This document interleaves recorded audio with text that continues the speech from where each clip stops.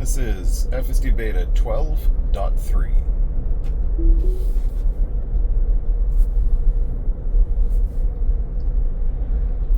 So I got it on both my cars this morning. So I installed it on both and then opted to take mine out for a drive.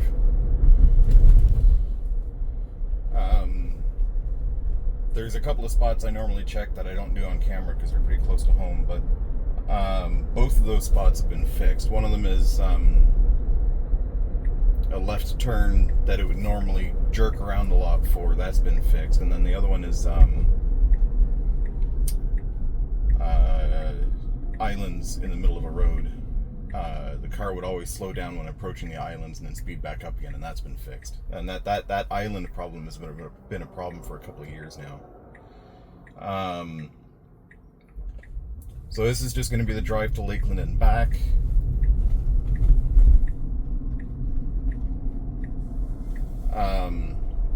It's just going to be at regular speed, so just run the footage back at twice the speed or whatever if you want to get through it faster, or just I'll put bookmarks below to see all the pertinent bits and you can just cycle through those. I'm hoping 0 interventions, but we will see. There's normally a couple of problem points, one of them down at Hardin Boulevard after we get off the road, and then the other one at when we try and get back on 570. It's got to cut across a bunch of traffic, which based on what I'm seeing, I think that's solved, but we'll see. Now, interesting, normally it stays in the left lane.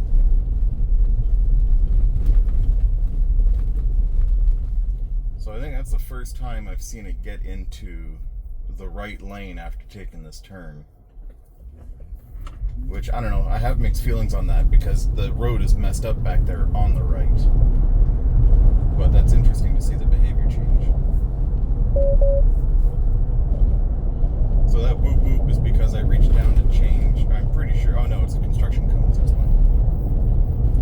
So it's like I'm glad that it's in the right lane now, but at the same time, it's like the left side of the road is smoother here. So, yeah, 6 of one, half a dozen of the other, I guess.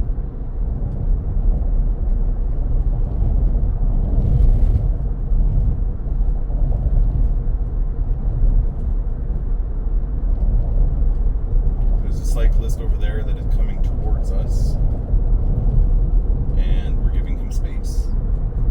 Nice. I hate cyclists that ride toward me. That's not a legal way of riding a bike, but you know. Now what I would love to see it do here is scoot forward to the next stop line. But it's not going to do it. That's a shame.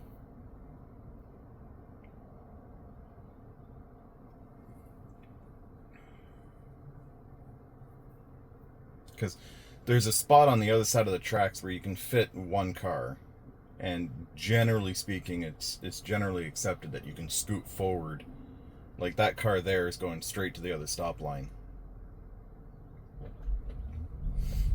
So I'm hoping to eventually see that behavior take place. It did it once on like 11.3.6 or something, and then I haven't seen it do it again since.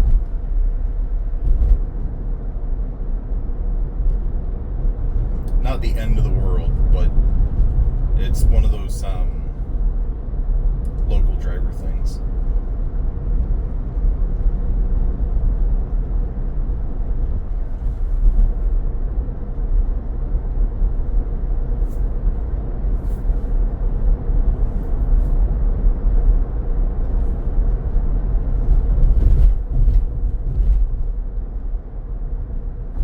Probably try and get a few different drives done today, but won't be until after I get my chores done.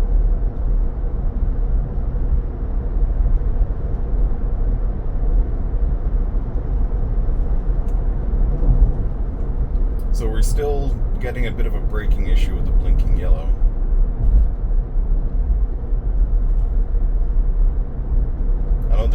not as pronounced, but it's there.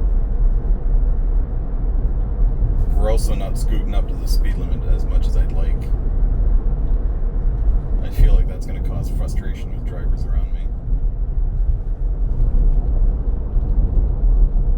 I do not have the setting for auto speed enabled.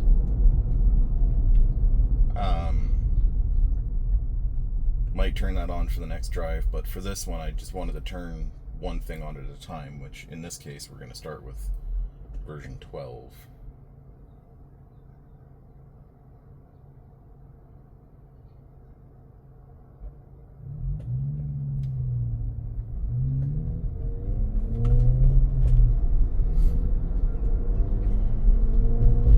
So that starting from the green light was, in my opinion, more comfortable.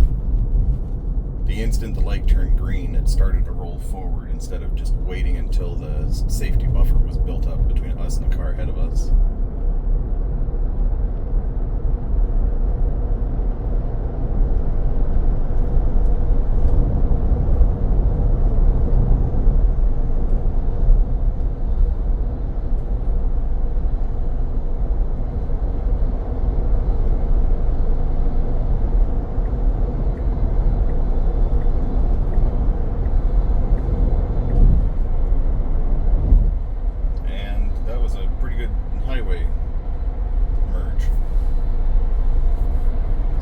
See that one.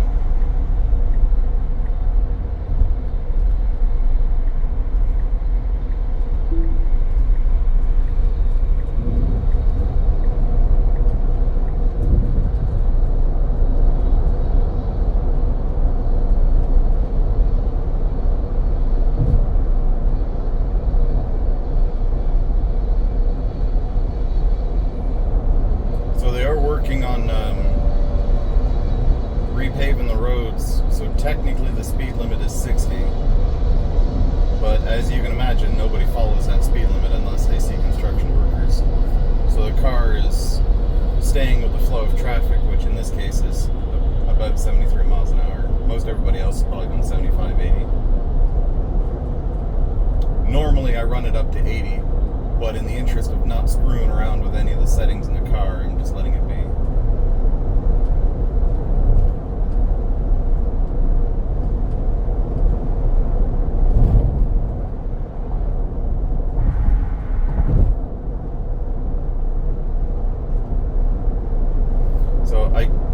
It's been said that there's a belief that it's still version 11 on the highway, which may very well be. However, the way it handled the lane change out of the right to the left was, in my opinion, smoother than version 11. I've seen it try and squeeze into some pretty tight spaces, and it didn't.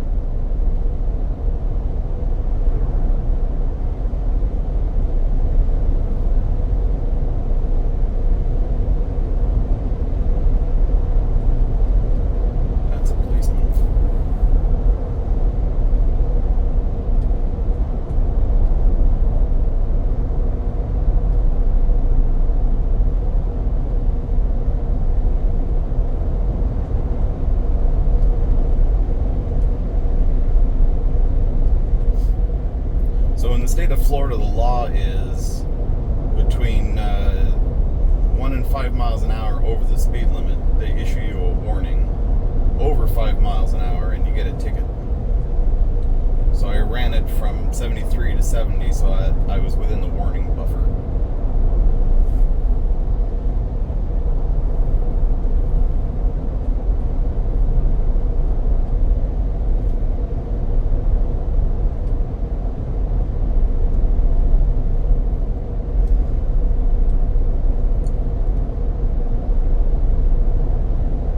It's also why I wish there was a more uniform, just keep it 5 miles an hour over the speed limit setting.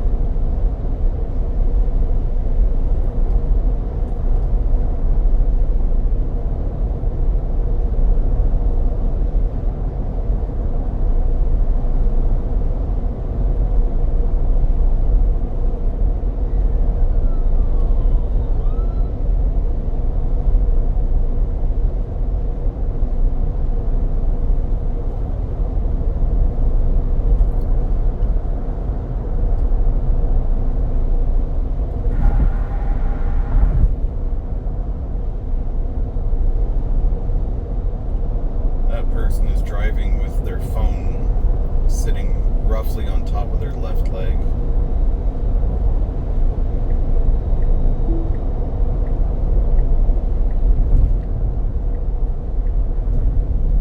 So that exit there's no change in, which is a little disappointing. I would hope to see changing lanes sooner, but oh, shush. I think it's seeing the construction barrels earlier and trying to warn about them.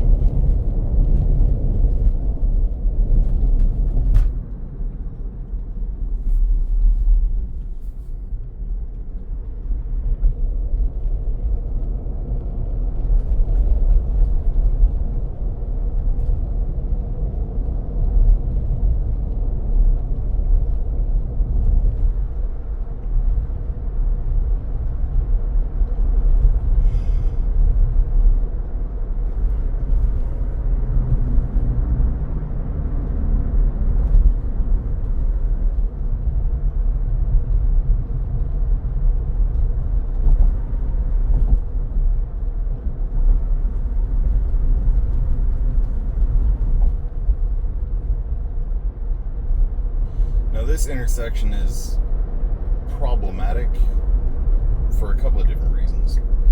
One, the nav data only recognizes 2 left turn lanes when there are in fact 3 left turn lanes. I'm not sure when that regression happened actually in the last map update. The one before that, it knew that there were 3 left turns, but now it doesn't. So that creates a problem because after this turn is a turn in for a business. It's Target and the gas station and all that stuff. You want to be in the right left turn lane here, but the car always gets into the middle lane. So if I had more time, I would explore that, but I don't this morning. The other issue that we run into, which is the one that gets recorded on most of these drives, is making this left turn in this lane. The car will sometimes change lanes in the middle of the intersection from the lane I'm in to the left one. So let's see what happens here today. It's a lead car, so odds are it's gonna not change lanes. It doesn't change lanes. Good, that's fixed.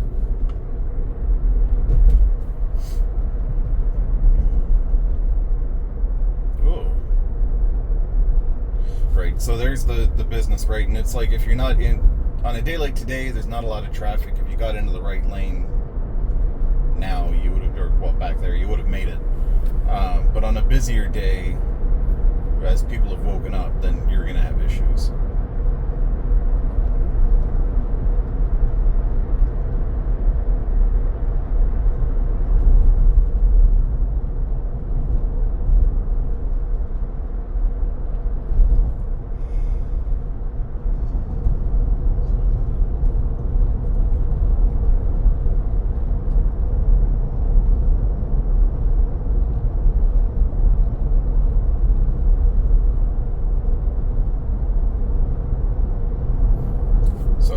Still not going into that turn lane.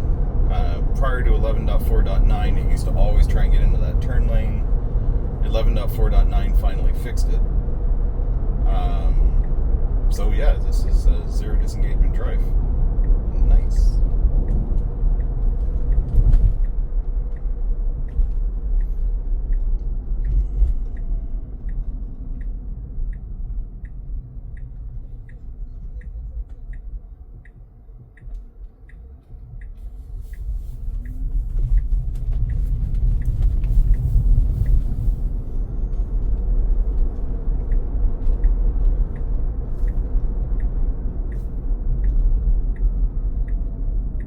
I actually also like that it doesn't immediately get into the bike lane like it had been doing on 11.4.9. That was nice. Alright, let me stop it here. Alright, so this is the back half of the drive to Lakeland. For the return trip, I have enabled the automatic speed offset. So we'll see how that does.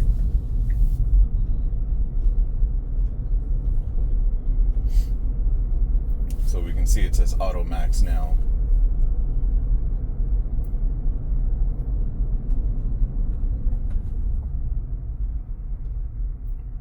That's probably not something, like normally when my wife gets the updates, I'll go in and start enabling some of the features. I'll talk to her about what the features are and ask her if she wants them enabled and whatnot. And that's probably one I'm not gonna, I'll bring it up to her but not offer to enable it because it's a little too new for me, you know. I gotta get a few drives with it under my belt before I'm like, hey, you should turn it on. So for this portion of the drive, the main thing to keep an eye on is this section here, which has only worked properly once, and it was by accident because of a bus. But the goal is we're currently on Hardin Boulevard, and that's 570. And we need to get from Hardin to 570. And when we get there, it's basically you got to cut across about 3 lanes of traffic, right? Technically speaking, there's a different way of routing it. But local traffic, this is what we do. And again, the car is routing for it, Google routes for it. It's just generally understood that this maneuver is what you'll do. Guess we'll get some auto wiper action.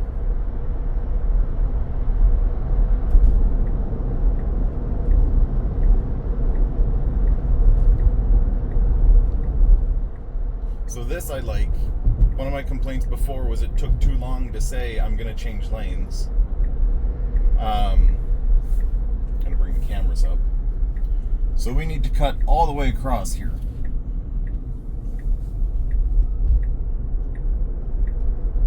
Beautiful. We didn't stop, we didn't hesitate, we went for it. And again, I will admit, one of the reasons I did this early in the morning is because I wanted to try that in a low traffic situation to make sure it worked at all.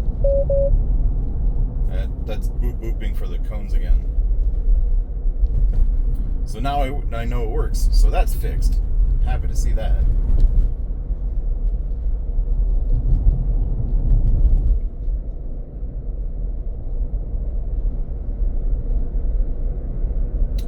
keeping a 25-mile-an-hour speed limit for way too long here. There we go.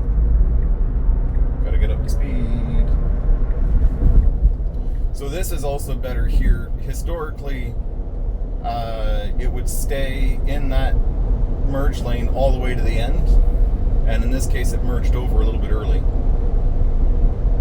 So that's good. I don't like how long it stayed at 25 miles an hour after the toll booth. That's less good.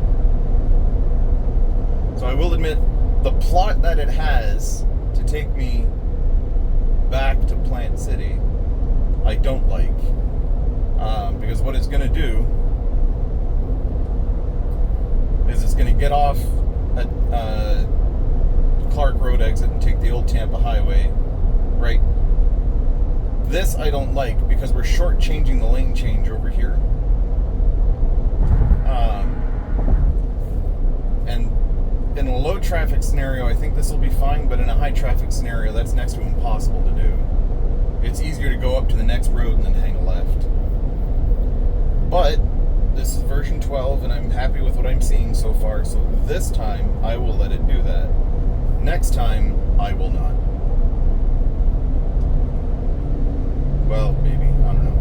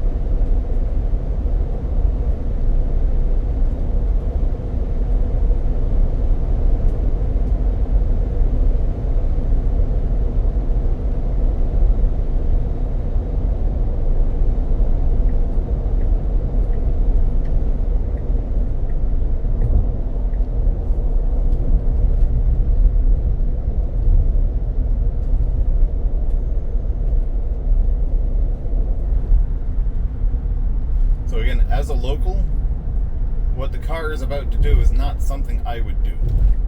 I would go to the next traffic light after this one and then hang a left, and it'd be way easier. What the car is going to do, it'll probably be able to pull it off if traffic is low, but it's not worth the effort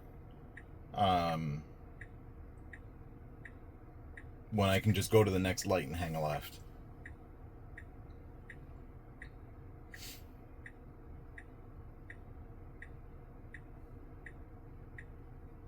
So, and it makes me wonder if Tesla needs to put in some sort of what did you think of the route that I chose for you type of thing, so that there can be like a bit of an explainer or something that says why you didn't like what it tried to do. That guy ran that red light.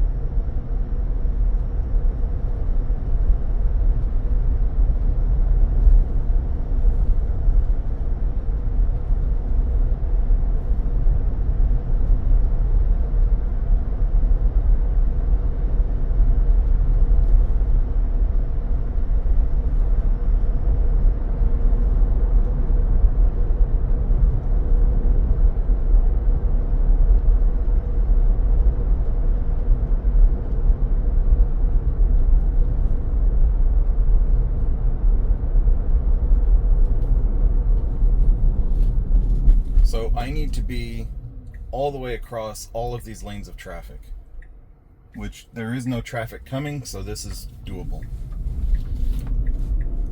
All the way across, buddy, not behind the Publix truck. There we go.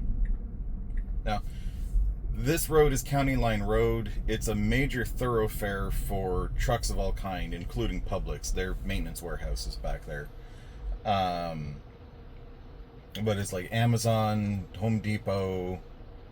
It's basically warehouse row on this road, right? So on a normal day with lots of traffic, that maneuver is next to impossible because there's just too much traffic. But happy to see you pulled it off, though. That was nice. But again, as a local, that's just not something I could do when I could go to the next light and avoid that altogether.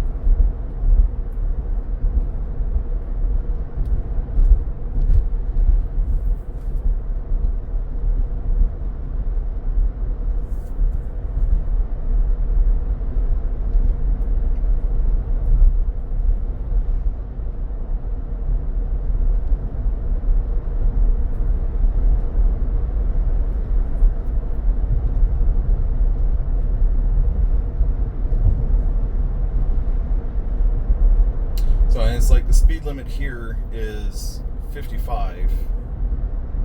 I normally try and go 60. And it's going 48. I don't know if it's going 48. That's my fault. I don't have my hand on the wheel. I don't know if it's going 48 because it knows I'm catching up to the car in front of me, and so it's taking it easy to catch up. Or if it thinks I'm just going to go I'm going to go 48 from here to Plant City, which, if that's the case, I'm going to piss off a lot of people behind me.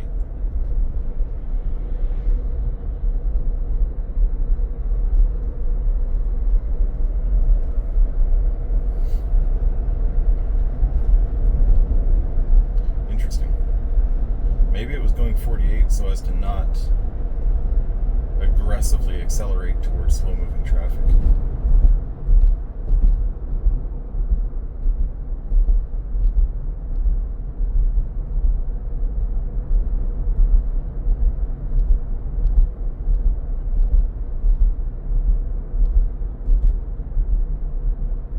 This is also why I hate taking this road. On paper, yes, this should technically be faster than if I drove up to I-4 and took I-4 over, because I'm cutting out 3 traffic lights by going this way versus going up to I-4. But damned if you cannot go the speed limit because other people just don't go the speed limit.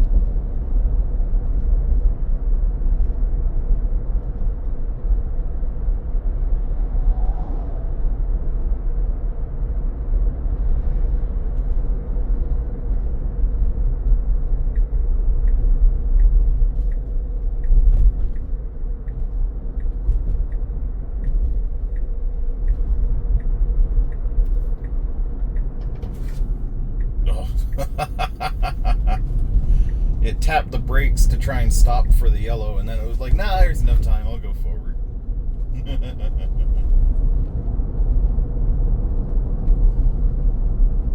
I was going to be annoyed if it stopped for that light, though, because if I was driving, I would have hit the accelerator a little bit and goosed it to get through in time.